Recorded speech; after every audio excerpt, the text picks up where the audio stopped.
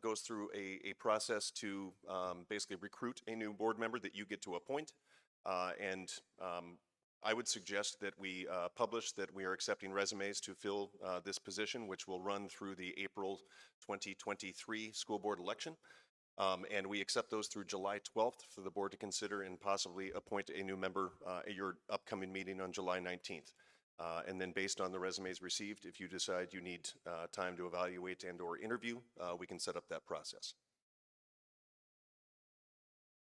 The other announcement I would like to make is, a bit of good news because we finished one of the hardest school year that, kids, community, parents, teachers, and all of us have ever gone through. If you recall, when we were doing the refund of, or the waiver of school fees, we also had 8th grade families that reached out and with leftover lunch balances.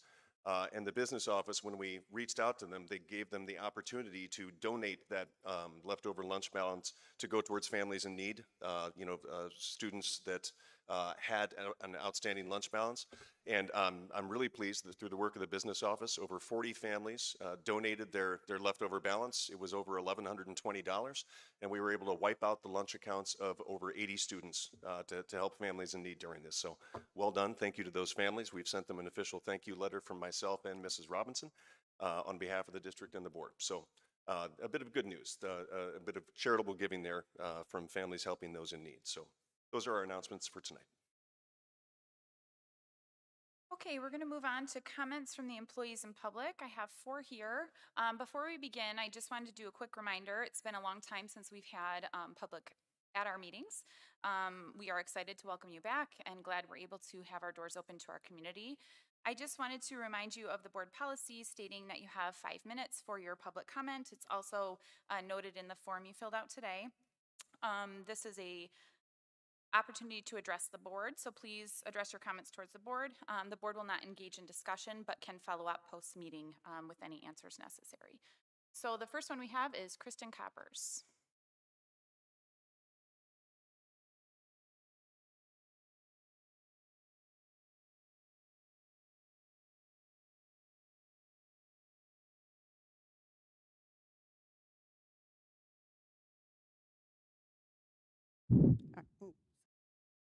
All right. I wanted to thank you for letting me speak tonight. First, let me state that I'm here solely on behalf of my child and his education in the school district in which we reside. There's been a lot of discussion about the mask mandate, and I'm here to speak on behalf of making the mask optional for parents. Children are at very low risk from contracting COVID-19. In fact, 99% of the children who do not have pre-existing conditions have milder symptoms than contracting the flu. Even the release of Dr. Fauci's emails indicate that masks are really for infected people to prevent them from infecting others, not to protect those who are uninfected from acquiring the infection. If this is coming from the nation's leading disease expert, why are we putting our children and teachers at risk for long-term effects from wearing a mask? According to Fauci, the typical mask you buy in a store is not really effective in keeping the virus out. Then why are we subjecting our children to being masked all day? Well, data is not always accurate, and since the BOE follows the data, children ages 1 through 14, only 0.2% per 100,000 children contract the COVID virus. The current 7-day rolling average case positivity in Illinois is 0.6%. That is less than 1%. A few weeks ago, Wrigley Field was at full capacity for a sold-out crowd of 40,000 people. I will not guarantee that all had the COVID vaccine and none were wearing masks. Churches, grocery stores, restaurants, movie theaters, etc., all do not require the masks anymore. So why is our educational system preventing our children from being able to learn? An email from the CDC states, the CDC guidance on schools are recommendations on how best to implement community mitigation measures in a school setting. The CDC does not have any influence in how these recommendations are interpreted and eventually implemented into policies. We recommend that you direct your concerns to your local school and governing school board, superintendent, and school officials. As of May 2021, the CDC outdated the governor's request from January 2021, saying that his emergency order has been outdated. The IDPH also repealed on May 17, 2021, the governor's emergency order from January 2021, applying that all schools and daycare facilities to have masks required. 6.90.50 pandemic or epidemic release disease emergency order from Dr. Egize herself repealed effectively on May 17th, with both WHO and AAP indicate that adults remain more susceptible to receiving the virus than children. Parents have been calling the CDC, IDPH Governor's Office, state representatives, and ISBE to remove the mandate for our children. Across the country, 32 states have either banned wearing a mask or left it optional to parents.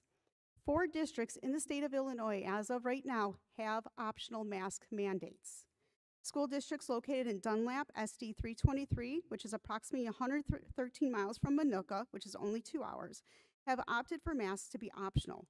Warsaw School District, CUSD 316, which is approximately 241 miles from Minooka, per their superintendent at a letter at their monthly school board meeting on a voice vote to have masks optional for the fall of 2021, pursuant to 105 ILCS 5/2-3.25, which the power is granted to ISBE to advise and assist. They do not have the power to require superintendents to follow the advice. Even the CDC, as stated before, only recommends but does not require. The role of the school board is to look out for our students. We as parents are also responsible for looking out for our own children. It is time that we do not let political power or agenda prevent our children from receiving the best education possible. Wearing a mask is not the best education possible. The state has seen fit, according to the ISBE, the state has seen fit to delegate much of the responsibility to local school boards. As of now, both the CDC and IDPH only offers guidance about mask wearing in schools. Parents within the community, whom we have elected you to be our voice and support us.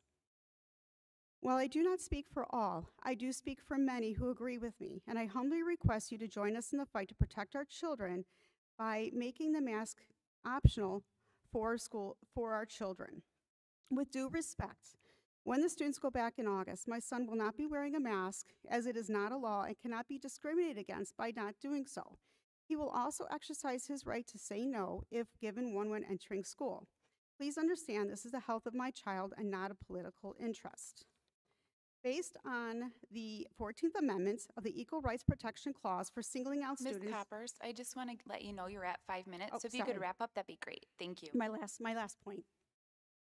Title IX of the U.S. Constitution, because the mask mandate is not a law, we are not breaking any laws and therefore is no threat of the pandemic with the numbers lower than the affected flu virus. Thank you. Thank you for coming. Appreciate it. Next, we have Michelle William.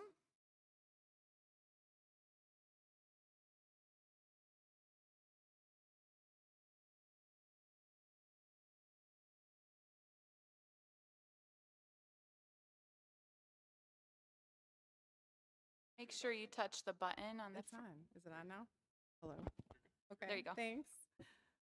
Okay. My name is Michelle Williams, and I'm here on the behalf of my 2 children, current students enrolled in District 201. Thank you for the opportunity to address the board tonight. As of June 11th, Governor Pritzker announced the celebration of the reopening of our state in the Phase 5 reopening plan for Illinois. I, however, see nothing to celebrate when it comes to our children and the ongoing suggested use of masks in school settings. I'm here to speak on behalf of my children and to be the voice of many other children and parents within District 201 who cannot be here to attend tonight's meeting.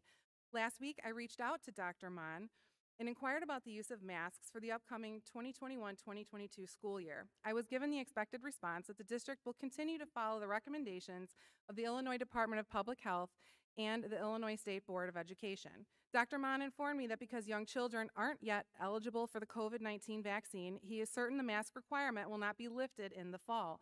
He informed me that once the ISBE and IDPH remove these requirements, they could remove the practice in Minooka 201. But I ask you, where is the finish line? The goalpost continues to be moved in the wrong direction, and no one representing the people and children of this community have spoken out against it.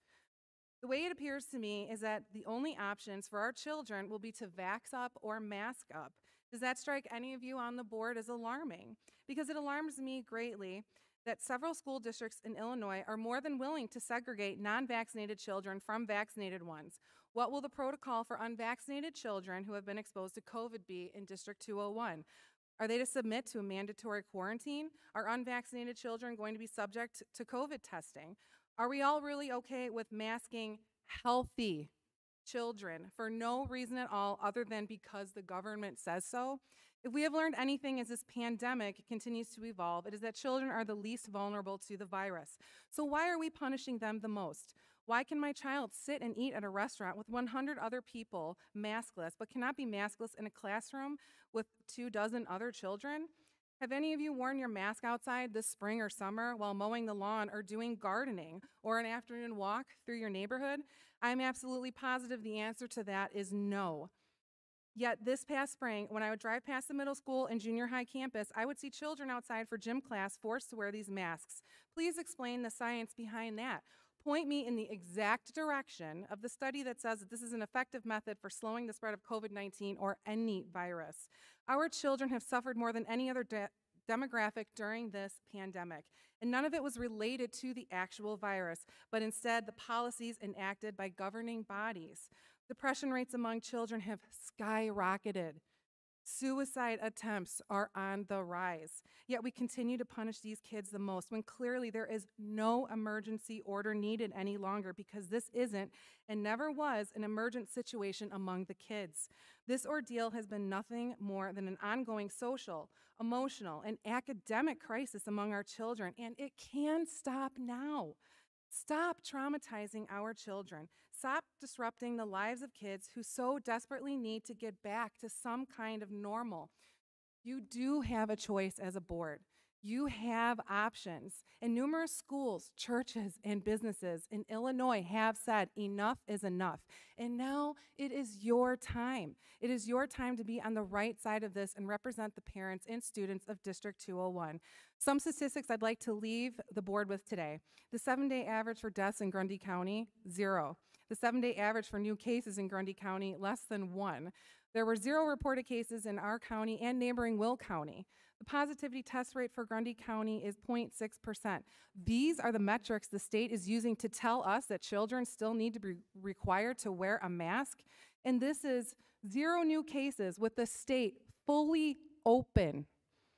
I want to remind the board that you are currently going to choose to side with the most corrupt and untrustworthy state in the nation when it comes to these ridiculous health requirements for our children. What is it that you fear? Liability? Threats from the IDPH or ISBE? Let the parents decide. Transfer your risk and let the parents sign a waiver. Leave the medical decisions up to us. You have the choice to do the right thing. It is up to you to be advocates for every child in this school district, or to continue to hide behind flawed science, outdated emergency mandates that aren't supported by any current COVID statistics for our area, and placing your trust in our state health expert, J.B. Pritzker. Please give us the choice to unmask the children. Thank you. Thank you for your comments today. Next, we have Jen Monson.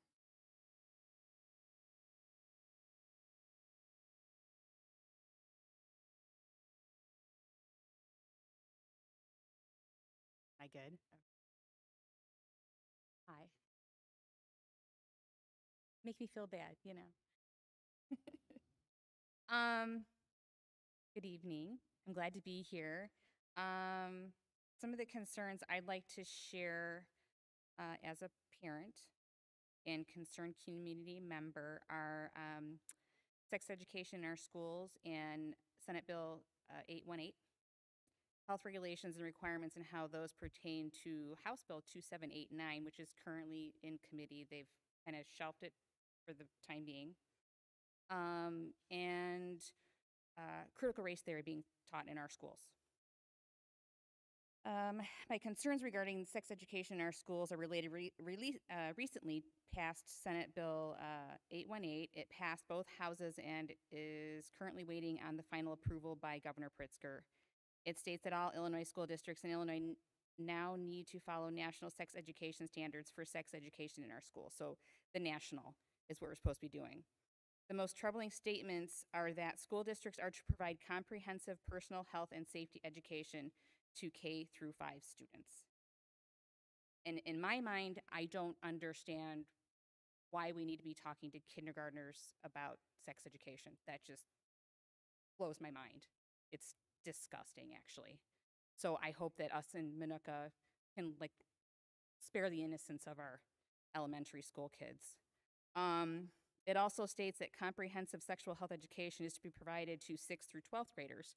So this is a greater concern for me as my kids are moving up. And so what exactly does comprehensive personal health and safety and comprehensive sexual health education mean? And it's for example, and if you look up the bill and you look up all the different sections, it goes through all the different grades and what is required that, be taught. It says, by the end of 12th grade, a student should be able to analyze cultural and social factors. I don't understand what that has to do with teaching them sex ed.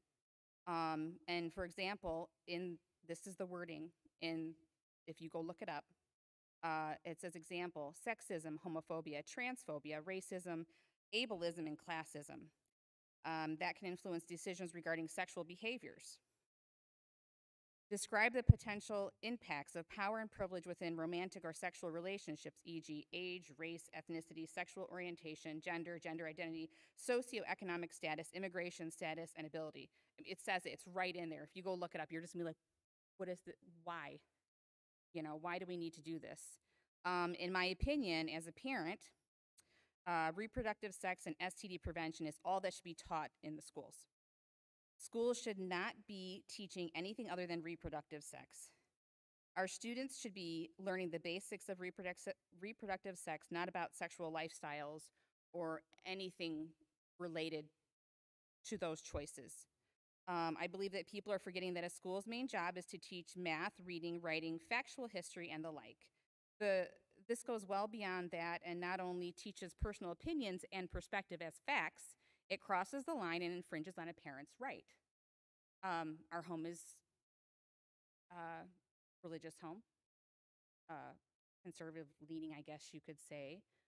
And there are things that are in this, if you look up the law, that just go against our beliefs and that infringes upon our rights as citizens of the United States, as citizens of this community, as stakeholders and taxpayers.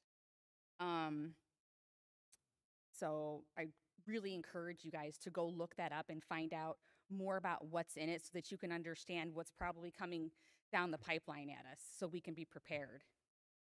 I'd also like to share my concern regarding the health regulations is related to House Bill 2789. And like I said, it's been sent to committee, and it should be of great concern to all parents, students, administrators, teachers, and school staff. This bill, if voted upon and passed, gives the IDPH power over school districts to establish guidelines during a public emergency. And we've already all been through that. And it was pretty tough. It was pretty awful, actually. It was hard on everybody. The emergency first needs to be declared by the sitting governor, then the IDPH takes over and dictates that the school follows all guidelines put forth by the CDCP. Provide rapid COVID tests in schools, and this bill also includes a protocol for formal complaints of non-compliance. That's terrifying. That should terrify everybody in this room, that people are going to start turning you in. I mean, what's next? The Gestapo, Mrs. Monson, Yeah. you're at your 5 minutes, so if you could Okay. wrap up, that'd be great. And if there's Okay. further things you want to share, you're welcome to email them to me. Okay, that's great. So yeah, I just encourage you guys to look into that because the wording is scary, and possibly if your kids aren't following or complying with all the health stuff, that they could possibly deny you school and declare you truant. So that terrifies me. The critical race theory, we all know that it shouldn't be taught to our kids because it's just divisive. And the ladies covered the thing about the masks. I'm also against that. So thank you for your time. Thank you very much. Next, we have Denise Kalina.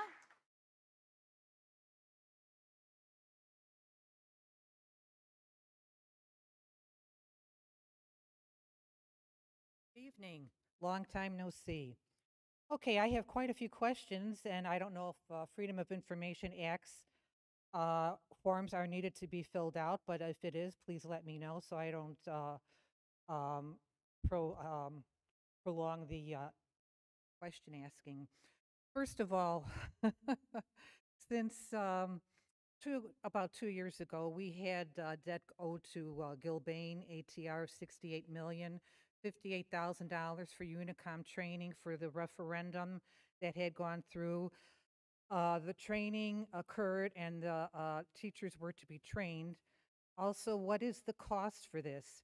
What is our bond rating according to Moody? It was junk about 2 years ago.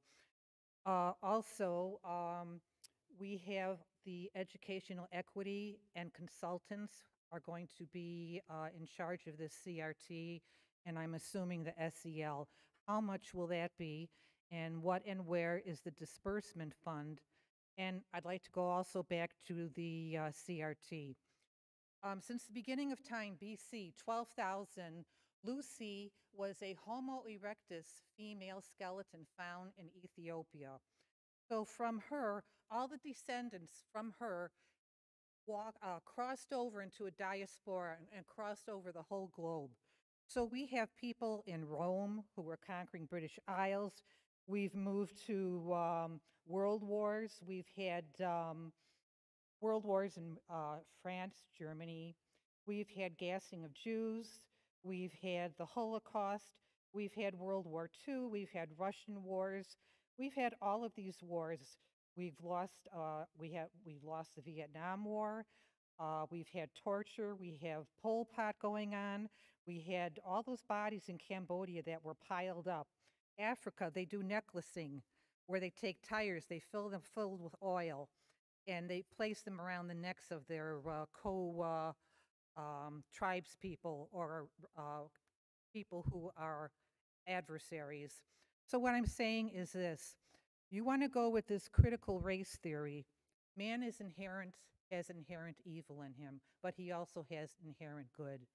And by your forcing this division, it is going to create a very huge problem in the schools and with the parents. You know that our school system, I should say our area has been selling a lot of houses and many people have been purchasing. However, we do have a big deficit of people moving out of the state and not coming. There has been talk with some of the Illinois policy people that they want to start combining school districts because they feel they want to do what they do in Florida and also in Arizona because they feel that this is an overlap of money. So basically what I want to know is what is your solution? And also with the SEL, children don't need to know that. This is something personal. This is something that belongs in the home. And I know some of you as members, and I know you have children and grandchildren, and I know that those are the apple of your eye, but I, for one, will not allow something like that in my home, and neither will my children and my grandchildren. And that's about all I have to say, and I don't ever want to see this. Thank you for coming. I think that is the end of our public comment, so we can move on to the consent agenda. Do I have any questions or comments before I get a motion to approve the consent agenda tonight? Before we address the consent agenda, I would like to remove the personnel items and address those separately. Okay, so I'll need a motion to approve the consent agenda with the removal of the personnel items. I so move.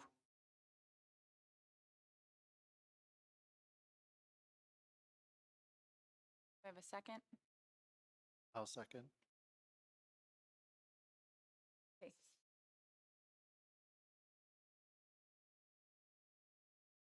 Then a roll call, please. Mr. Sartorius? Aye. Chainberg? Aye. Mr. Blount? Aye. Mr. Cronin? Aye. Mr. Skorzynski? Aye. Mrs. Conquest? Aye, motion carries. I will then need a motion to approve the personnel items as presented. Now, I'm going to make the motion to approve the personnel report, but let me explain why I pulled it out. This is one of the largest personnel reports we have of the year. And I think it's one that everybody should take, a good look at and know what's happening in our school district and the public too. So I make the motion that we accept the personnel report as presented. Do I have a second?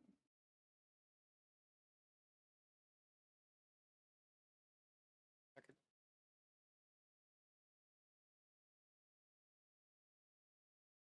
Mr. Skorzynski. Aye. Mr. Cronin. Aye. Mr. Blount. Aye. Mr. Shaneberg. Aye. Mr. Sartorius. Aye. Mrs. Conquest. Aye, motion carries. All right, on to our action items.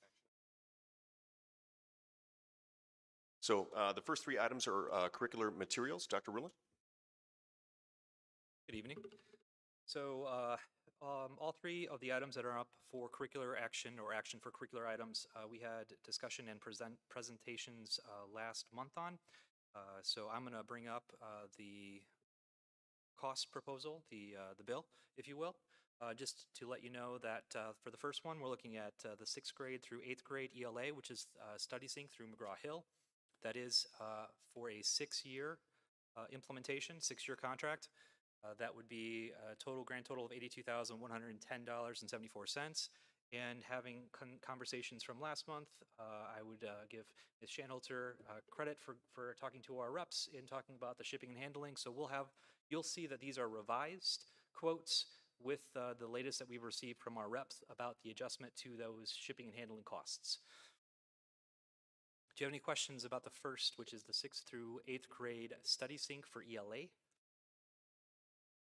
I have a question for you. Is this a one-year expenditure? This is a 1-year expenditure that allows us access for 6 years. Correct.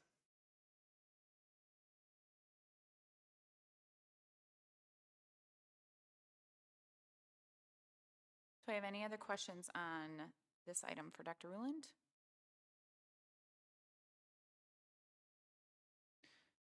If not, I would need a motion to approve the purchase of the curriculum materials 6 to 8 ELA Study Sync as presented.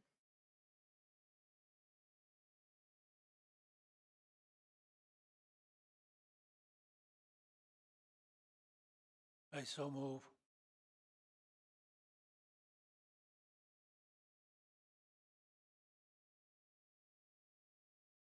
Do I have a second? Second yet? Mr. Sartorius. Aye. Mr. Cronin.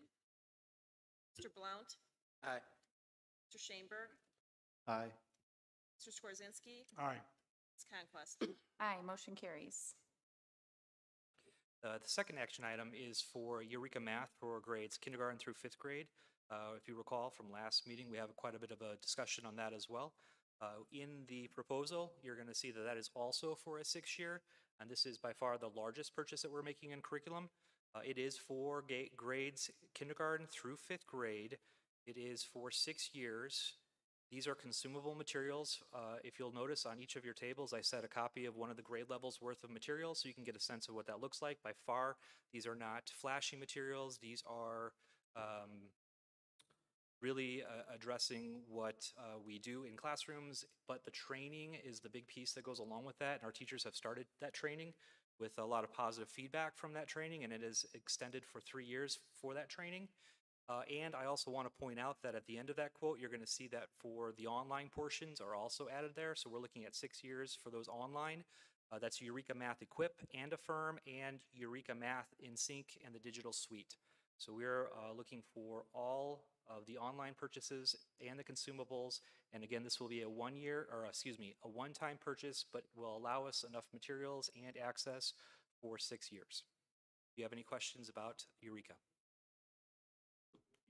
Although this is going to be a 6-year purchase, these are consumable books.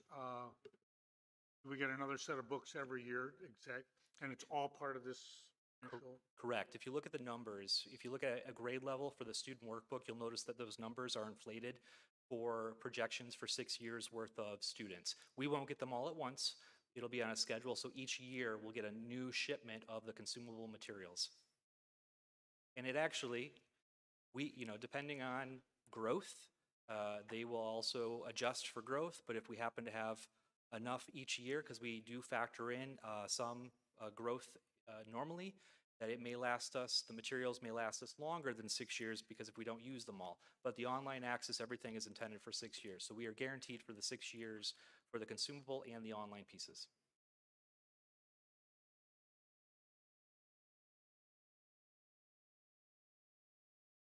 Do you have any other questions on this Eureka Math? I have one more. We piloted Eureka Math this year? We piloted in some grade levels, correct, yes. 5th grade especially had quite a large pilot of Eureka Math.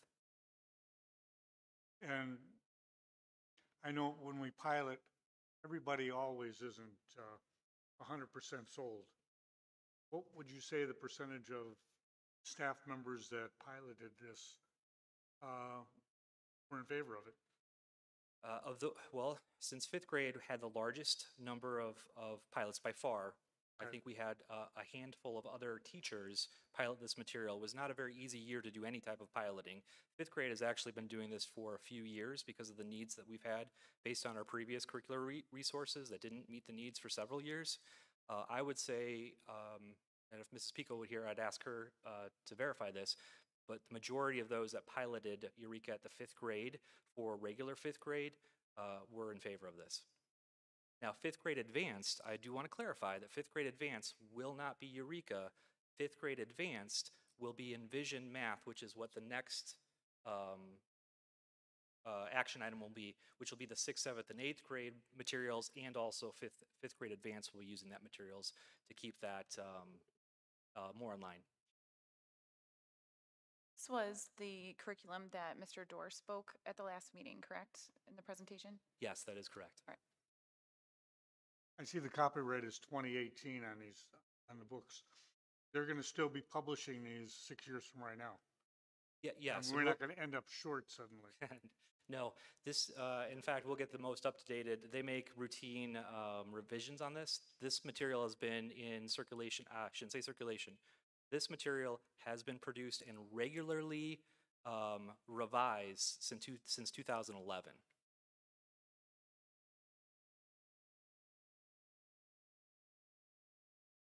I know it's been a difficult year with piloting, like you said, or even going back to the previous year.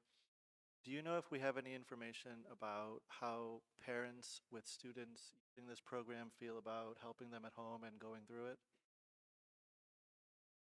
As far as local parents, I've Yeah, only in our district, I mean. And I've only heard from parents who have reached out who have been part of like a class that has piloted, and I've heard both those who have been in favor of it, that they've seen tremendous growth. I've also had parents that have reached out to me and said that they've had difficulty because their child has struggled with it because of the rigor. So I have heard both from parents. right, and this is, just to follow up, this isn't really a question, I don't expect an answer, but just to bring to light a change like this coming off a year we're very concerned about how well everybody learned.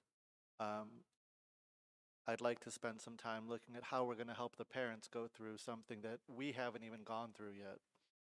As far as helping the students at home, you know, it's very emotional, right? When your students don't understand something and then you struggle to help them, it's probably the most emotional thing a parent and student can go through together. So I'd like to spend a little bit of time after the meeting at some point working on what do we have set up for the parents, if that makes sense.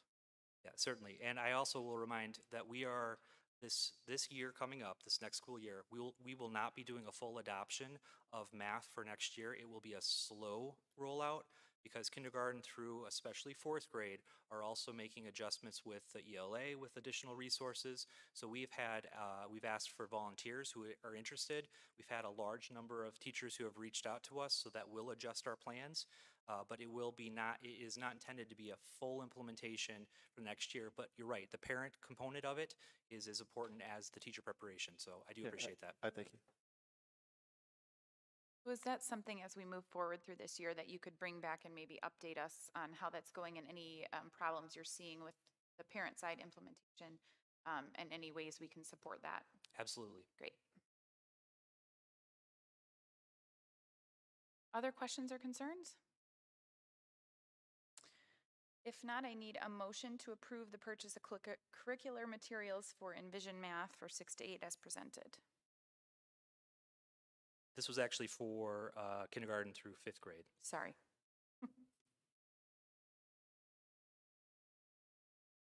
I'll clarify that. So the approval of curriculum materials for the purchase of K to 5 Eureka Math as presented.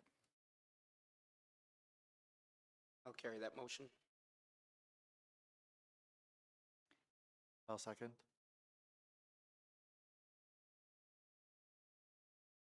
Stephen was the first, and then Adam. Mr. Blount, Aye. Mr. Schoenberg, Aye. Mr. Cronin, Aye. Mr. Skorzynski, Aye. Mr. Sartorius, Aye. Mrs. Conquest. Aye, motion carries. Now we'll move on to 6 to 8 Envision Math. So the final request here is for 6th through 8th grade Envision. This also includes 5th grade Advanced. We did have quite a bit of discussion about where 5th grade with Advanced should go. Best decision we came up with was the continuity of it, was to go with the 6th grade, and also included the PLC kind of conversations that teachers would have with that. This is essentially, if you recall, we were using a program called Digits for a number of years. And we had revamped Digits internally on our own based on the difficulty that we had with it, some of the pieces that it was missing. Envision Math is essentially the revision of Digits, so the things that we had started to do internally to make adjustments with our math teachers. Envision is that next iteration that they have adjusted for those issues that we were seeing as well. So we're very pleased with the revision that they've made, and it's been rebranded now as called Envision. But it's very similar to what Digits as far as the way to navigate through it. Our teachers are very quick to this because it is not such a big change. Likewise, our students will be. However, the scope and sequence of it is improved and has essentially met the needs that we were looking for in an updated version. So we're happy to make this request as well. And again, this is also for a 6-year with inclusion of materials and online solution.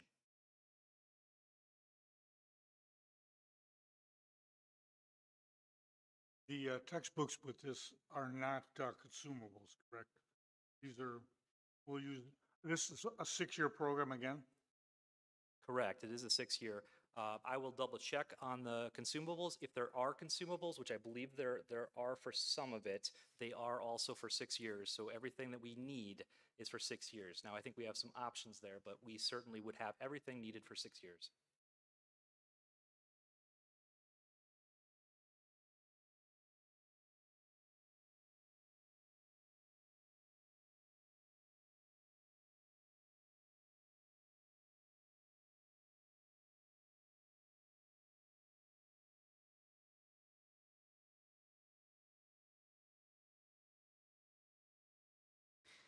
Okay, if we have no other questions, I need a motion to approve the purchase of curricular materials for 6 to 8 Envision Math as presented.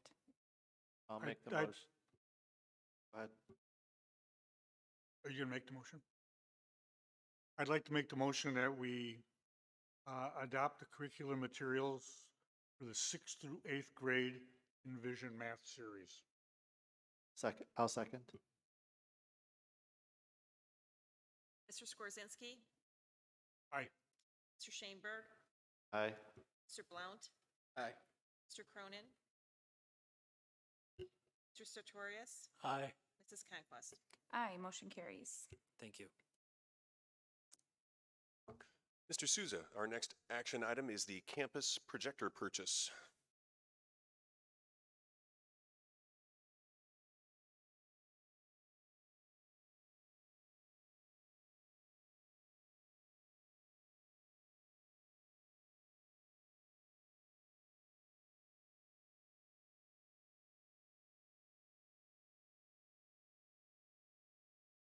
There we go. Okay. So thank you very much for allowing me to talk. So we'll go with this project here that I'll kind of wrap into my little update. So what I'm proposing here is to update all of our campus projectors. What you see here pictured aside from you is what we did at the K4 buildings earlier this fall. So this fall we replaced all the K4 projectors, and here's an example we took at MES, an old and a new projector with the same image. It made a big difference for students, teachers, and obviously just the teaching and learning environment. Teachers could actually teach with the lights on. So this was a big impact, and we want to continue this training over now at the campus to replace their projectors. The projectors that we have scoped out would be the same model that we've already had success with, and we're hoping to keep them or have them run for about 6 years, and they come with a 3-year warranty. We're pretty excited about what this will make, how much of a difference this will make for all the teachers at the campus. And if you have any other questions, let me know. Is that picture with the lights on? Do you know? Yes, the picture is with the lights on. So When, with the old projectors that we have, they have any residual value? So some of them we've taken the best out of the lot and moved them last year back over to the campus to upgrade their worst. But we basically have been recycling them for whatever we can get. Some of it we don't get anything. Some of it we get $5, $10 or something out of recycling. We've been trying to find the best that we can to, kind of upgrade other places, but there's not too much. Just even the inputs now are becoming much more difficult for when you buy a new computer. You have to then buy adapters to then get them to hook into what we have in the ceiling. So not much is the short answer for that. Just to clarify, Mhm. both of those images, the lights are on. I believe so, yes. This was taken way back in fall, but yeah. It's just like I wanted to show like the difference of how much of a difference a new projector makes. So basically what happens is normally you replace a bulb after so many years, but we're at the point where a new bulb doesn't make a difference because all the internals inside of the projector have just been run down essentially, where new bulbs don't bring it back to life anymore. And that's basically when you just need to replace the projector. Again, the average projector you're hoping for somewhere around 6 years, and our current ones now are just completed year 9, so we definitely got our money out of it. The nice thing about this strategy is, so last year we did the K4 buildings, pending your approval tonight, we'll do the campus. So then when we go 6, 7 years from now, we'll begin just doing maybe 4 buildings, then 2 buildings, instead of me dropping the entire district bill, for approval for you guys 6 years from now. So we are kind of strategically aligning everything to kind of on a refresh cycle that makes sense and spreads the cost out over time, and prioritizing and taking the best out of the campus, whatever few good ones we have there, and then upgrading some of the ones that get used at MPC. Next year we'll be looking at MPC, but we may go maybe with TVs, a kind of a different animal at MPC with projection systems. So that'll be next up for next year's finding the best solution for them. Have we ever looked at digital monitors at all? Yeah, we've looked at TVs and things. I've talked with both principals at the campus about what should we do, what makes the most sense. And everyone's kind of in agreement to basically just kind of replace the projector unit we have that's in the middle of the ceiling.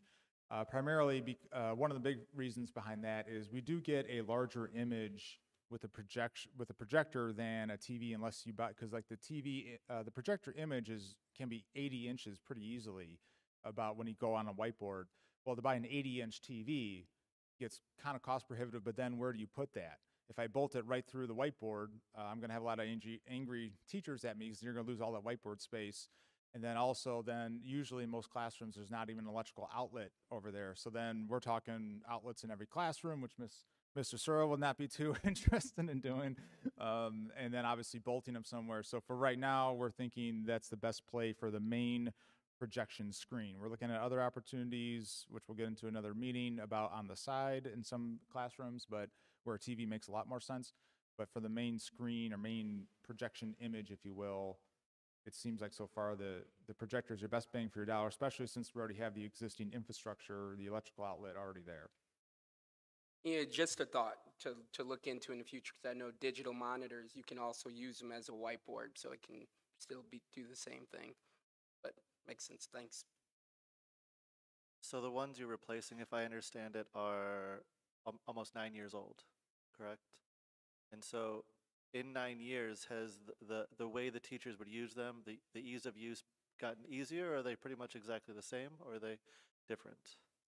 I mean, the actual hookup and everything is pretty much the same. It's just now that the image is so much brighter compared to what they're used to seeing. It's some teachers, unfortunately, they don't know how bad it is because they don't. So we've had some projectors just fail, so we replace them with a new one, and teachers are like, "Wow," there's a wow factor because what happens is it's a slow degradation of quality over years. So you don't notice it until you walk into a room who happen to get a new one because they're just absolutely failed, and you're like, wow, that's so much better. So the few teachers that we've experimented with over time or just there's failed, they notice a big difference on just the quality, so they don't have to squint as much. Kids don't have to squint so much, so it's really a win all around. But one of the big factors is you don't have to automatically go lights off. You can have half the lights on, or in many rooms full lights on, depending on what they're showing up there. But it's a big difference, and for the cost, actually, it's a win. I mean, these new projectors are coming in at $425 a piece. So to your point, the interactive flat panels are very nice, but at 70 inches, I mean, you're looking at 1,500 or more pretty quickly, and from the quotes I've been seeing. But yeah. So, any other questions or concerns? It says in your note here, Dr. Mon, pending availability. I mean, they're Yeah, so like everything else, some of it is hard to get in. Last time I talked with the vendor of choice, they said most likely an early August delivery. So when we get them, we'll obviously be going after that. Now, if they come in later, the good news is the projector that the teacher had in, say, room 100 at the junior high just 3 weeks ago worked. It's not good, but it works. So we're not going to start the year without any projection system. So it's just getting them ordered, getting them in, and we'll be putting them up as fast as we can, pending timelines. If it comes in, say, even September, then once the schools, once the students leave, then we'll be going through the rooms and putting them up and possibly coordinating during planning periods to the best of our ability. So I'm not too worried about the actual installation because, again, the infrastructure is already there, so it shouldn't be that bad. I just can't guarantee it's going to be ready for day one of school because we don't know exactly when it's going to come in. Do you install them or do they install them? The tech team will install them. Basically, it's the pole and the brackets are already there, so we're just going to take the old one down, take off the bracket housing, put the bracket housing on the new projector, and then put it back up on the threaded pipe and connect the wiring. So we've done it. We did it all in the fall for 120 classrooms, give or take. It was a lot easier because students weren't, that was during the stay-at-home part. But yeah, we can do it. We get Mr. Searle's team will help us out if there's a new classroom that we need electrical or some conduit ran. But other than that, 95% of the rooms are ready to go. Any other questions for Aaron? If not, I need a motion to approve the purchase of campus projectors as presented. I'm going to make that motion, but not yet. I want to make a comment. I think it's important that we make this purchase, that we supply our staff members with the equipment that they need to do a good job. We expect them to use technology. We expect our kids to use technology in that classroom. And I don't think we should tie their hands by giving them something that works, just barely okay. And when I look at what the difference is between those two images on the board, I bet the kids with the old system, it would be tough to keep them interested in what's going on. Yeah, the quality degrades over time, and these are, again, this is with, so one of the things that we do as a tech team when they get essentially to this kind of quality, the one listed old, we put a new bulb in it, right? And a new bulb might make it slightly better, but it's not world better, right?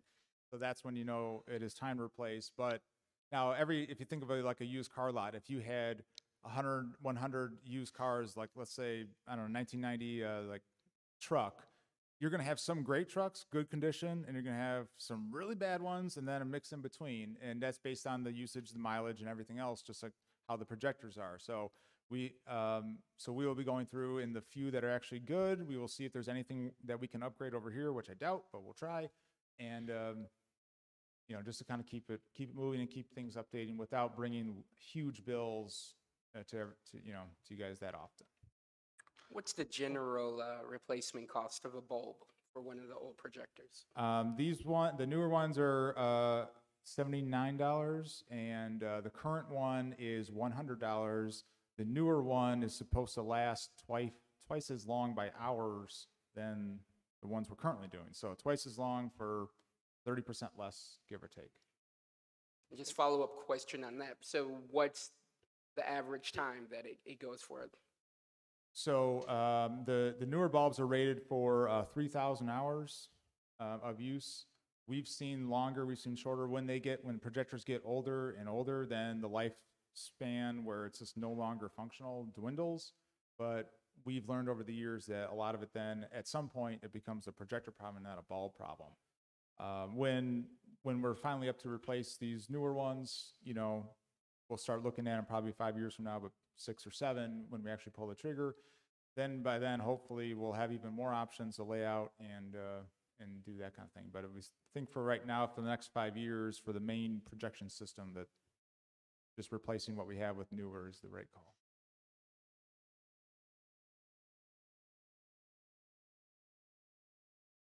Okay.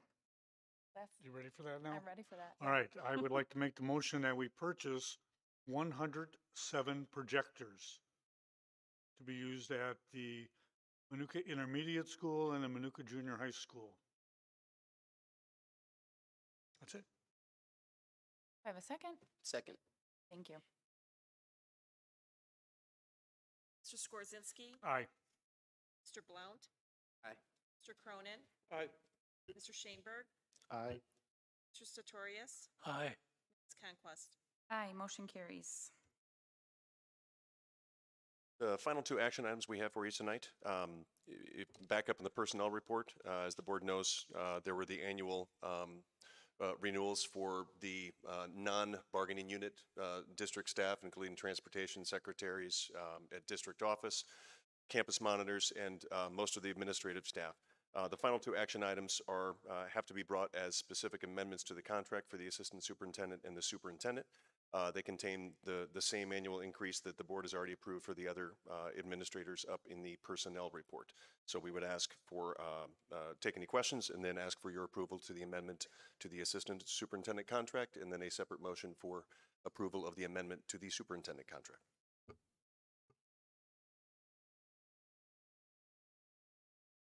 I have one question. It says in there that you're going to be required to purchase your own phone now?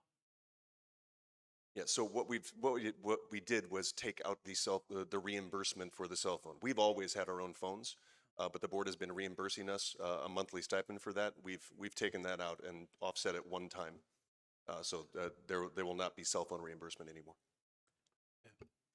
I would like to move to accept this amendment for the assistant superintendent. I'll second.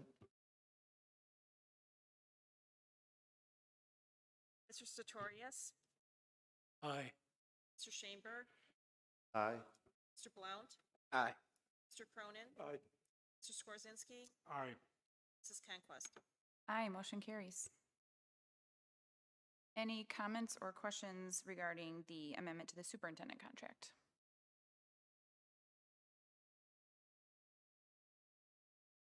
If there aren't any, I'll need a motion to approve the amendment to the superintendent contract as presented. I so move. Second. Mr. Sartorius? Aye. Mr. Blount? Aye. Mr. Cronin? Aye. Mr. Shaneberg? Aye. Mr. Skorzynski? Aye. Mrs. Conquest? Aye, motion carries. All right, we are now up to the administrative reports. I'd like to invite, we'll go with Mrs. Staub, or Dr. Staub, excuse me. Wow, that was 6 months ago. Dr. Staub, who in the personnel report tonight became assistant superintendent for student services. So congratulations, Dr. Staub.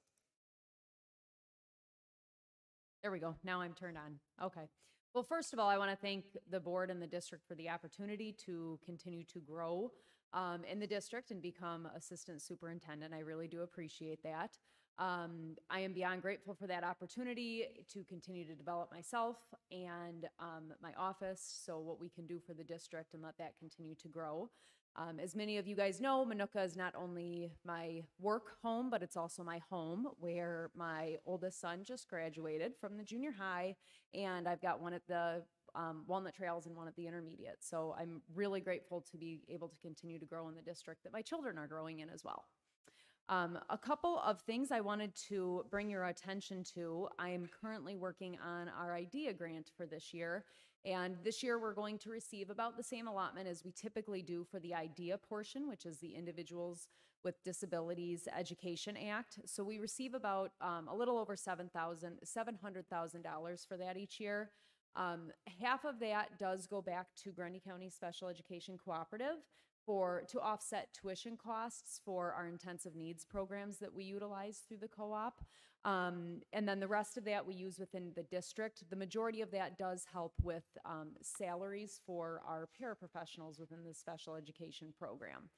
The exciting news is this year we were able to open the door to additional funding through the IDEA grant, and that is an amount about $110,000 for focusing on services prior to special education. So it'll be assisting our MTSS program, and we're going to be looking at making that program more robust. So once we found out that we were able to open that door to that additional funding, I pulled our MTSS crews in from the district, and they started working on reviewing and revising our current interventions and determining what we can do to, one, bring our interventions to more students, and two, make our interventions more meaningful for our specific population. So that's something we're really excited about, and they started working on that the last couple of weeks, and they've already given me recommendations of these are interventions we're no longer interested in utilizing because they're not hitting our targets, and these are some interventions we want to continue to invest in. So that's some great news that I have in the land of special education and student services. Any questions about student services while I'm up here? Was the $800,000 plus, is that enough? Or It doesn't totally fund special education. We get a lot of our funding comes more on the back end, reimbursements for our students with special education. So that's what I spend the majority of May and June. A lot of my time goes into our student state reporting, where we receive reimbursements for our students that are in specialized programs, our students that are in therapeutic day schools, or students that are in residential programs. So are there any other avenues, though, any other financial lanes you can go down to get more money, or is it tried and just never? Yes, so we also receive money through our, one of our other reimbursements is Medicaid reimbursement, and there's a couple different avenues in that area. One is a Medicaid administrative claim. So when our staff in our buildings work with any student that is Medicaid eligible and has an IEP, we're able to bill the state basically for those Medicaid claims. So we have a system, and actually this year we're converting to a system that is more user-friendly. So we believe that we will be getting a little bit more funding. Unfortunately, this year, due to some of the constraints with remote instruction and the terms of what you can claim for Medicaid, there's another avenue called the fee-for-service. So when we have students that are working with our OTs, our physical therapist, our speech therapist, our social workers, or our psychologists, even some of our paraprofessionals, we're able to, again, bill the state for some of those funds. So the one area that we could not, and is a really heavy hitter for us, is those paraprofessionals. The state does not approve teletherapy for paraprofessionals. They allowed teletherapy for all of the other avenues. So we did lose a little bit of funding on that this year, but I anticipate that to go back up next year. Thanks. just to clarify, Medicaid is a federal revenue. I think we submit it to the state, but it eventually Yes. comes to us from the federal government, one. Two, there used to be probably 5 different reimbursements that we would receive for special education.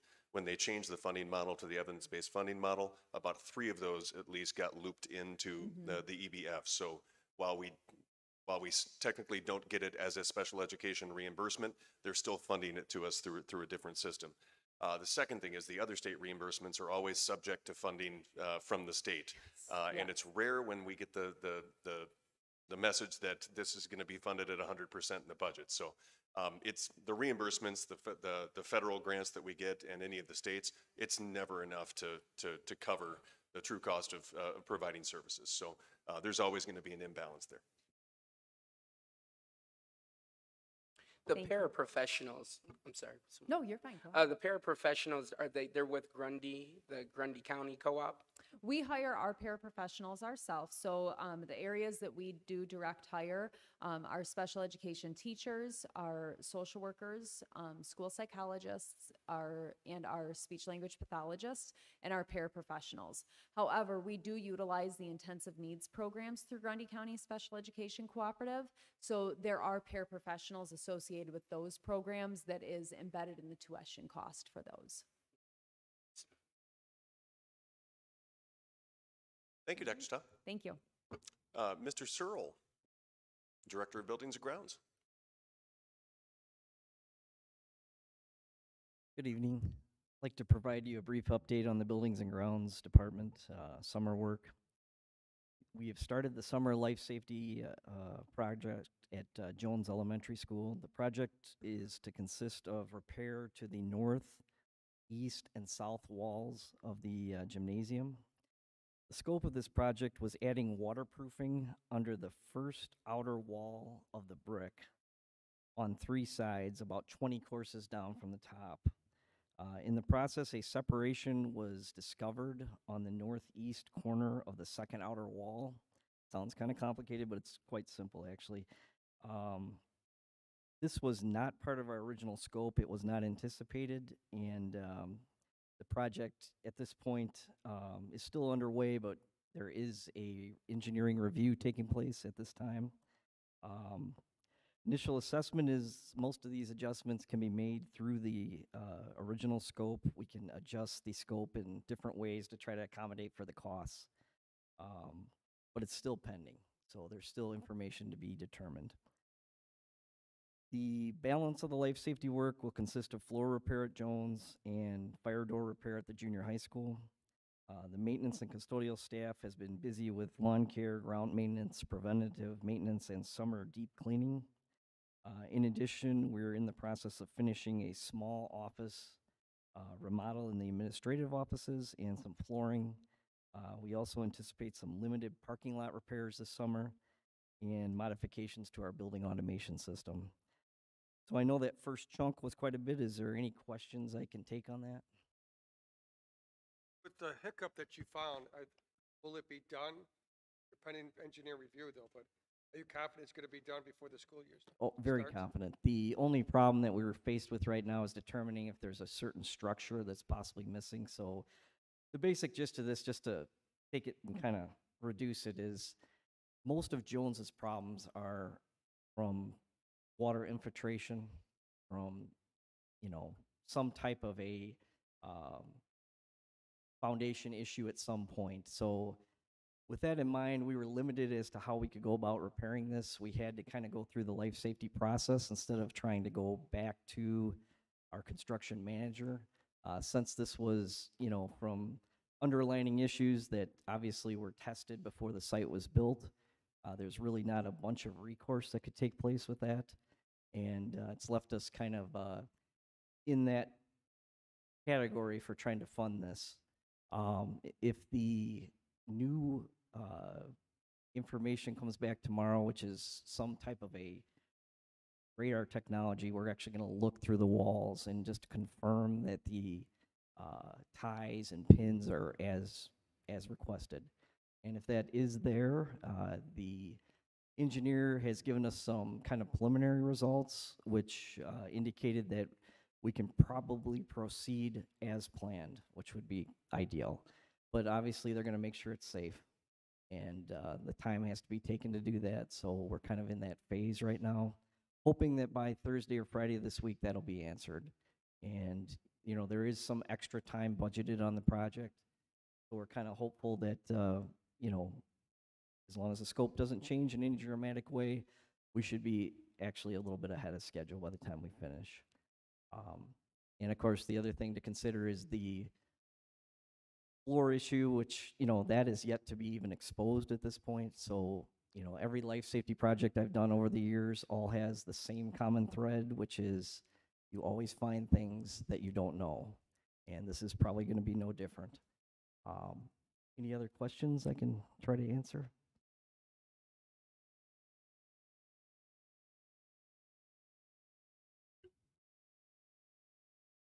Thank you, Mr. All Searle. good. Thank you, guys. Dr. Whitla, anything else? Keep it rather brief. Just a quick update with summer school programming. Obviously, we're in the midst of our first session of that. We have started to plan for what we normally would call a jump start, which we're hoping to be able to offer again. That generally happens before school starts. We're looking at at least a 1 week, possibly a 2 week program, very similar to what we've done in the past. So right now we are looking to see if we are able to provide that, and details should be coming shortly about that for our community if we're able to. And I'll be bringing you updates about that as it goes as well. Remarkably brief, sir. I only have a few updates at this time. One, I think everyone saw that the budget that was passed by the state did include the $350 million increase for the evidence-based funding formula, but as it's just gone through the mandatory veto process due to typos apparently, we still don't yet have the calculation on what that would mean. In the past, that's been an increase of about $800,000 to our budget, but as we slide closer to Tier 2, that would limit that. That would dampen our annual increase. So we don't really have any new information there. But Mrs. Robinson will be presenting the preliminary budget, or sorry, the budget in tentative form in July. So hopefully by the time you have to take any type of action on publishing a tentative budget, we'll have updated information there. Second thing, and this is as much info for the board as it is please to the community. Please register the students. We currently only have 2,719 students that have gone through the registration process. We were probably expecting at least 2,000 more, if not 2,300 more. So we know you're out there. Please log into PowerSchool and get those registrations complete. Of that number, 180 of those students will be new to our district next year. Now, of course, we're also in the odd year where plenty of people either homeschooled or stayed private, so they may have been with us and are now coming back. We don't yet have the breakdown on that, but we will have 180 students, not even talking about kindergarten. There's another like 179 registered kindergartners right now, but that's just the grades 1 through 8 that will be coming back. So. Third thing, I think at each location, or at least the new board members, should have a copy of a school board member's handbook. That's put out by our primary legal firm, Hodges Louisi, firm out of Arlington Heights. So there's wonderful information there about the types of statutes that the boards typically interact with. So it's a great piece to have in your toolkit there. So last thing that the last piece of information I have in regards to next school year, which most of the emails that I'm receiving from community and parents is talking about what is the fall going to look like. And we really don't have much more updated information. I was on a webinar today with somebody from the state superintendent's office, along with people from IDPH, and all they could tell us, they could not give us, any information, and that info is still kind of, confidential until I think tomorrow when they get to talk to the rest of the regions. But no good meaningful information came out of that webinar, and they kept saying that they are expecting another update from CDC within the week or within very shortly, and that schools could expect to see something different from ISB or IDPH. But superintendents from across the state have been saying, there are still so many of these, these mitigation efforts that are barriers to us keeping kids in school, such as like the capacity limits on buses, having to maintain a greater distance in cafeterias that were never designed to have distance. So all of these things we are bringing up and hammering the state with, saying, the numbers are going in the right direction. Please allow us to get back to, regular school. They did not have any good information. So once I have it, you'll have it.